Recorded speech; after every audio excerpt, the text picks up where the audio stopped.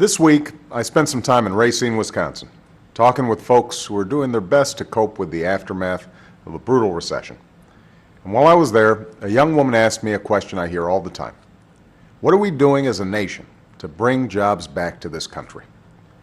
Well, on Friday we learned that after 22 straight months of job loss, our economy has now created jobs in the private sector for 6 months in a row.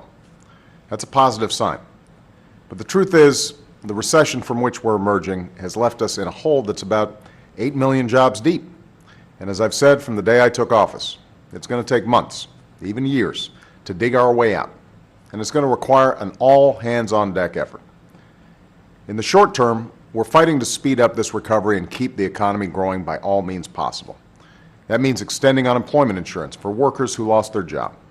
That means getting small businesses the loans they need to keep their doors open and hire new workers. And that means sending relief to states so they don't have to lay off thousands of teachers and firefighters and police officers. Still, at a time when millions of Americans feel a deep sense of urgency in their own lives, Republican leaders in Washington just don't get it.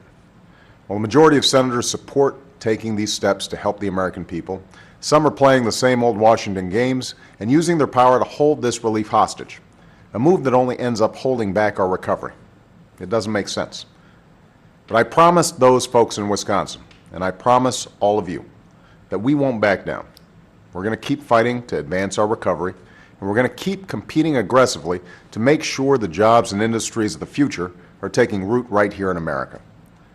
That's one of the reasons why we're accelerating the transition to a clean energy economy and doubling our use of renewable energy sources like wind and solar power, steps that have the potential to create whole new industries and hundreds of thousands of new jobs in America. In fact, today I'm announcing that the Department of Energy is awarding nearly $2 billion in conditional commitments to 2 solar companies. The first is Abengoa Solar, a company that has agreed to build one of the largest solar plants in the world right here in the United States. After years of watching companies build things and create jobs overseas, it's good news that we've attracted a company to our shores to build a plant and create jobs right here in America. In the short term, construction will create approximately 1,600 jobs in Arizona. What's more, over 70% of the components and products used in construction will be manufactured in the USA, boosting jobs in communities and states up and down the supply chain. Once completed, this plant will be the first large-scale solar plant in the U.S. to actually store the energy it generates for later use, even at night. And it will generate enough clean, renewable energy to power 70,000 homes. The second company is Abound Solar Manufacturing, which will manufacture advanced solar panels at 2 new plants, creating more than 2,000 construction jobs and 1,500 permanent jobs. A Colorado plant is already underway, and an Indiana plant will be built in what's now an empty Chrysler factory. When fully operational, these plants will produce millions of state-of-the-art solar panels each year.